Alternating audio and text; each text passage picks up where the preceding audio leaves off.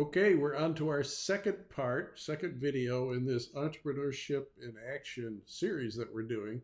This one is all about premise. So the first one was about readiness. Remember that all the things you've got to think about to make sure that you're ready to be an entrepreneur. Now we're going to talk about, well, if you're really ready, what are we going to do about it? So, but before you do that, what I want to urge you to do is subscribe to our YouTube channel, the Unter.YouTube channel, where you see this whole series and many, many others. So please do that. Make your comments there. I respond to them as well. So let's get right on into this. So we're going to be talking about the premise of a business. Well, what are we really talking about?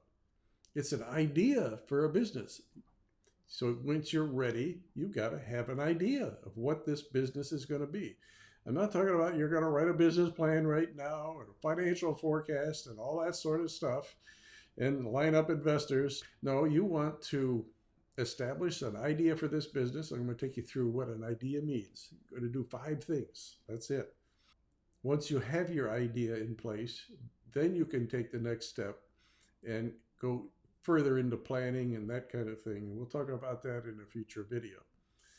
So let's talk about the 5 things that you want to do in order to be comfortable that you've got an idea that's worth pursuing. The first is you establish that there is a need that you're fulfilling.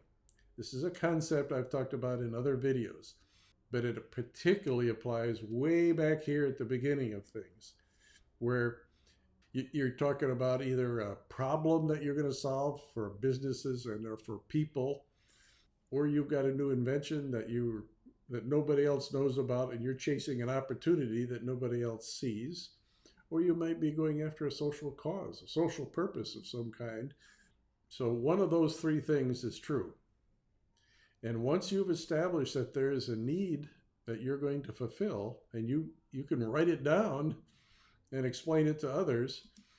So in response to this need or set of needs, you're going to explain the solution you have for them.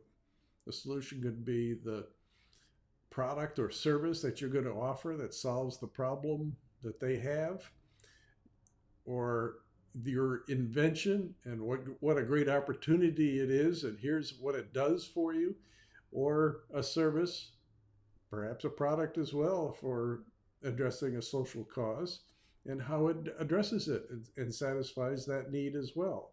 So between these 2 things, you have identified the need and the solution for it.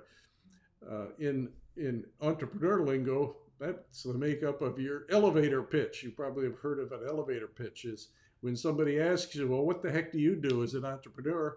You do need and solution, and that's about it. And you get it across in about 45 seconds or more. No kidding. So that's the importance of addressing a need and a solution for it. It's the basis for any business you're going to go into. And if you conquer those 2 things, which sounds easy, right? It's not.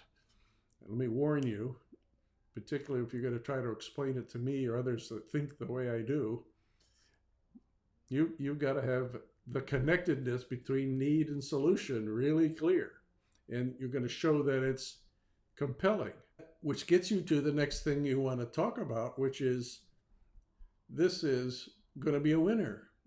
It's going to be successful in the marketplace because you have a feel for how big a market there is for what you're going to be selling.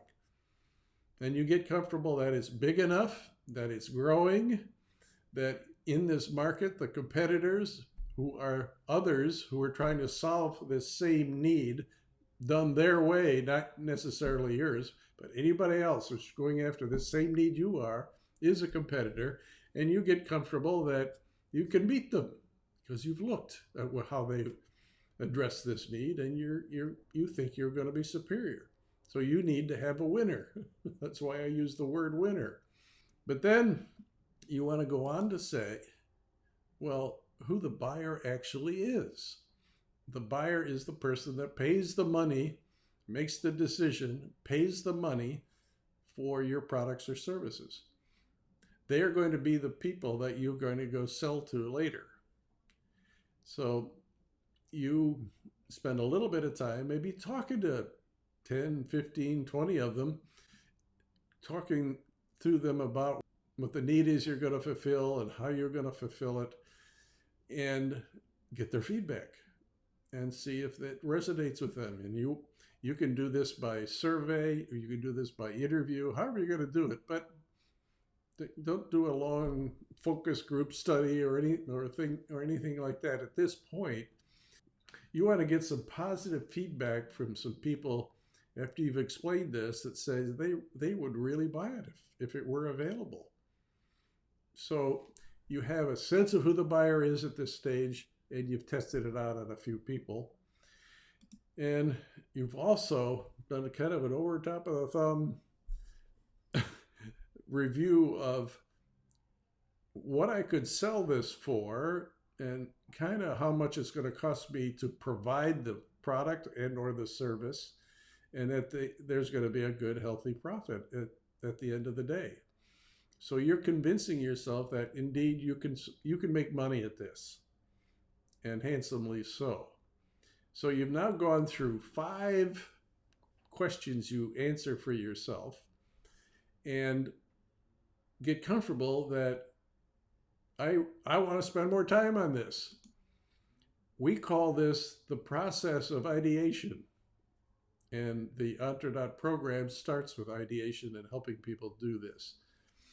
So if you want to know more about ideation, you contact me at bwarner@entrepreneur.org. I'll be glad to talk to you more about it. I'll send you some videos on just the subject of ideation as well. No problem. So that's it for this video. This is the process of ideation. You have an idea. It's establishing what I call the premise of your business, which is need and solution.